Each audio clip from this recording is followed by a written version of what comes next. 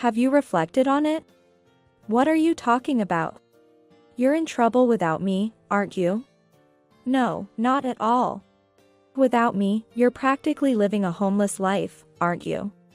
It must be hard living day by day, right? My name is Alice, I'm 34 years old. My husband, Mike, and I both work. I cannot have children, a fact I disclosed when he asked me out. Before we started dating, I was prepared for rejection upon revealing that I couldn't have children.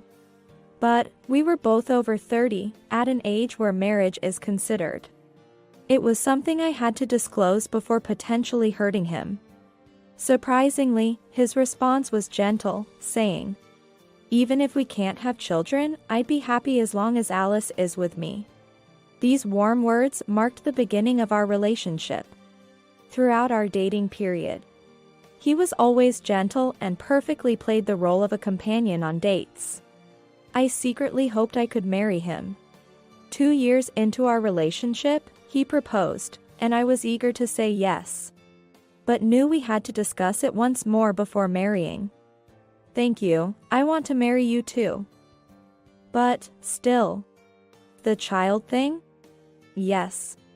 I've said it before, right? I'll be happy as long as Alice is by my side. I don't desire to have my own children, so don't worry. Let's grow old together. Thank you, then let me say it again, I want to grow old with you, too. I was at the peak of happiness. Then, when visiting his parents' home to introduce each other as a step towards marriage, I felt a bit of discomfort. Little did I know, this discomfort was hinting at the whole truth. And I was oblivious, basking in false happiness. His parents seemed very nice, but somewhat tense. His family home appeared dominated by him alone. He talked continuously, with his parents just listening. Once, when his mother started a story with, "Speaking of which, back in the day," Mike interrupted. "Is that story necessary now?" This made his mother go silent. Missing this crucial hint at the time, I overlooked these feelings of discomfort and hastily registered our marriage. And gradually, my husband's true nature began to emerge. My coworker had a baby. Oh? That's wonderful. The whole office is chipping in for a gift, but what do you think would be good? Maybe baby clothes? What about diapers or other consumables? That's a good idea too. Diaper cakes are popular, after all. It started with such trivial conversations. But then, every 2 weeks, then every month, the same conversation repeated. The topic always began with, "My coworker had a baby." If true, that would be genuinely joyful news. However, I wonder if it's common for so many babies to be born in the workplace in such quick succession. Honestly, I hardly understand it. Because I'm a freelancer working from home, I don't have colleagues nor bosses. 6 months into our marriage, the number of times he mentioned someone having a baby reached dozens. Eventually, I found it strange and asked him one day, "Hey, is there really a baby boom going on? Why? Do you remember how many times your coworkers had children in the past 6 months?" "No, I don't remember." "About 12 times. You bring it up every 2 weeks. Counting them, huh?" "How much?" "No, I wasn't counting. You just say the same thing every 2 weeks like it's a routine, so I remembered." Really? Hey, is there really a baby boom? Do you have 12 coworkers? And to have that many coworkers at the age of 33? Mike had a speechless expression. Plus, every time you ask what would be good for a birth gift, I suggest various things. But you reject all of them. What do you want? No. I didn't mean it like that. I see. I'll be careful. After that, Mike never brought up the topic of having babies again. However, he started to nag about household chores. Alice, you're always at home, right? Yeah. That's right. The cooking, it's a bit lackluster, isn't it? In what way? It's just tasteless, you know. Do you mean the seasoning is too light? No, it's not just that, just, you know. I am indeed often at home. But that's only because my work is home-based. It doesn't mean I'm not working. Moreover, I love cooking. I thought I was making elaborate dishes as a way to relieve stress, even during busy work intervals. However, this might just be my own satisfaction, and he might not prefer my cooking. Every time he pointed it out, I wanted to cater to his tastes. But his vague comments made it impossible to improve. Gradually, this situation began to stress me out. Today again, it's just, you know. Hey, I want to cook dishes that you like. So could you please point out specifically what's wrong? You always speak vaguely, so I can't make any improvements. It's hard to explain in words. Then, how about you cook once? I'll learn the taste from that. Mike visibly frowned. Why? Why do I have to cook? I'm working, you know? No, because you want to eat delicious food, right? That's why I'm saying if you cook once, I can learn the taste. I'm not asking you to cook every time. I've pointed it out many times, so be careful. That's why. Your points are too vague for me to understand. Enough. This is pointless. No. The one who's being unreasonable is you, Mike. Since that day, Mike stopped complaining about the food. But there was no conversation during meals. He just silently finished his meal and returned to his room. This situation continued for about 2 weeks. Then, Mike spoke to me for the first time in a while. Alice, are you cleaning properly? It's just, it feels dusty. No, I don't feel it. I've been concerned about it for a while now. Okay. I understand. I'll be careful. Even though I said I'd be careful, I wasn't convinced. I love cleaning. In fact, my home is also my workplace. I always want to keep my environment clean. That's why I vacuum nearly every day and even do a wipe down to finish. There's no way a house that's clean to that extent could be dusty. Unsure of what to do, I reached out to a friend I've been close with since college. I initiated a video call. Hello? Long time no see. It's been a while. Huh? You look tired? Do I? Yeah. You've got bags under your eyes. What's up? Busy with work? No, work is going well. Oh, it's about your husband? Yeah. I told my friend everything that had happened. Then, my friend gave me a straightforward answer. That sounds like moral harassment. You know, what's commonly called emotional abuse. Really? Yeah. That's the only explanation. The whole baby was born thing over 6 months? That's impossible to happen so frequently. Your husband's company is small, right? It's hard to believe he has that many co-workers. Insisting that many babies were born, knowing you can't have children, is just cruel. I think he's lying and just enjoying pushing you to the edge. I see. And the thing with the meals is classic. He can't give any proper feedback, right? Because your cooking is incredibly delicious. Seriously, it's like restaurant level. Complaining about that, he just wanted to trouble you and feel superior. Yeah.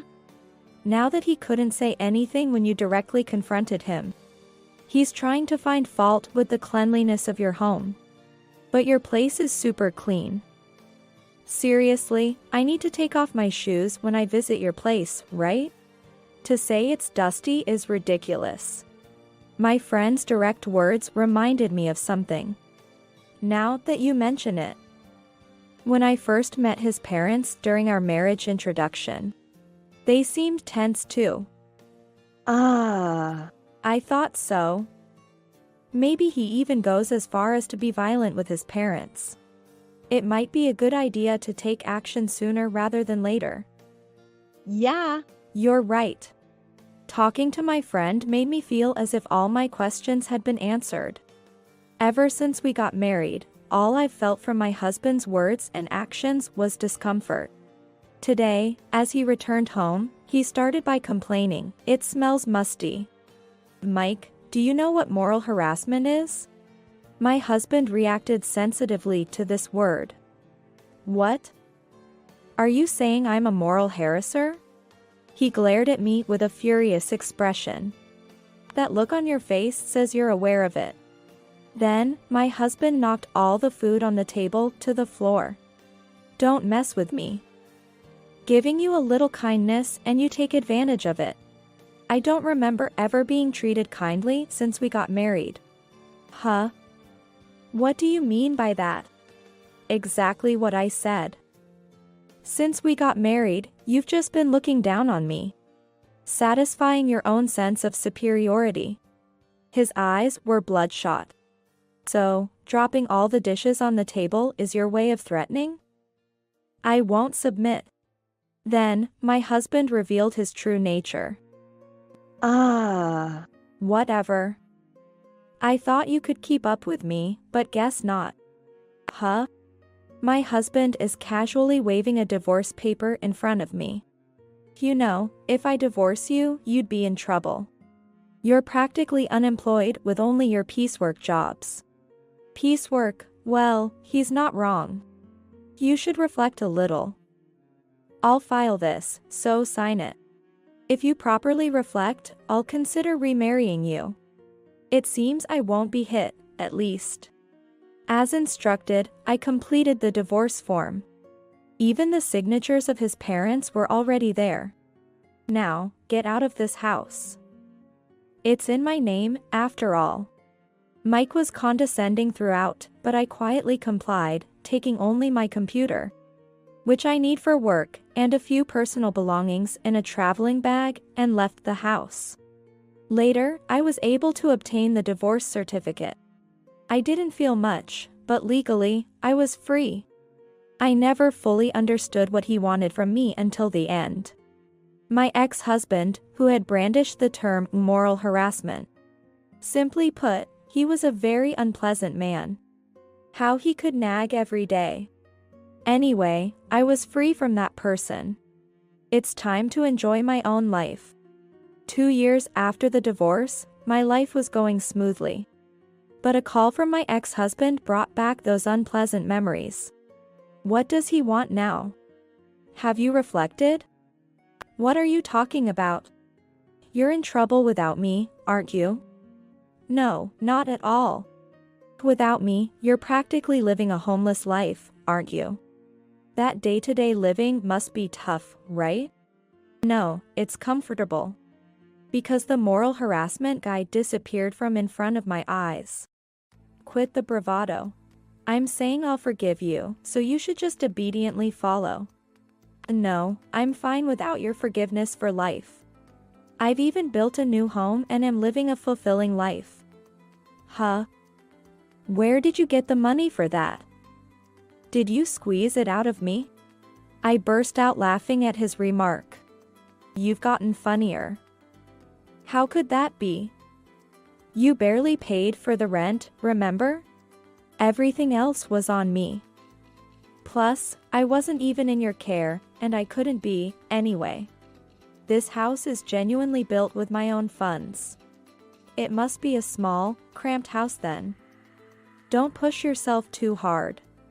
I took a photo of just the amount section of a contract and sent it to my ex-husband. What? 3 million. Where the hell did you hide such money? There's no way a shut-in like you has that kind of money.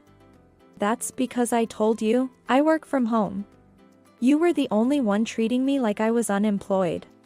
Now I go out more often since I incorporated.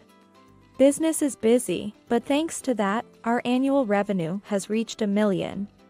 My ex was silent for a while, but then said something unbelievable. I see, so I should be thanked, huh? The reason you climbed so high is because I kicked you out and gave you a kick in the butt. Yeah. This is getting annoying. Do you know why I haven't hung up this call? I know. It's because it's been 2 years, 1 month, and 4 days since I last contacted you. Wow. Counting exactly, that's unbelievable.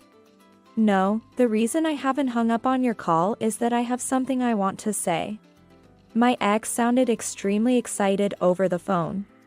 Well, I know, but I'll listen. He definitely doesn't know. Stop doing things that borderline on stalking. Huh? You know, you've been obsessively looking for me these past 2 years. And you've been telling people to get me to contact you? What are you talking about? You've been calling all my friends, haven't you? It's creepy. I don't think of you at all. I would never want to get back together. Absolutely not. I know about you. You got fired from your job recently. Who told you that? I heard it from the junior you harassed and sent to the hospital with your moral harassment. That person was talented, your company lost someone valuable. They're working for me now. So, you got fired for moral harassment, huh? And now, you're contacting me hoping I'll support you? No. I thought you were waiting for me. Why on earth would I be waiting for you? You are nothing but an unpleasant memory to me. Don't ever contact me again. Don't contact my friends again. If you don't comply, I'll sue you. Let me be clear. I hate you. I would never remarry you. Have a miserable old age. I hung up the phone and took a deep breath. Yeah. That felt refreshing. He will eventually become nothing but a fading memory, disappearing into the depths of my past.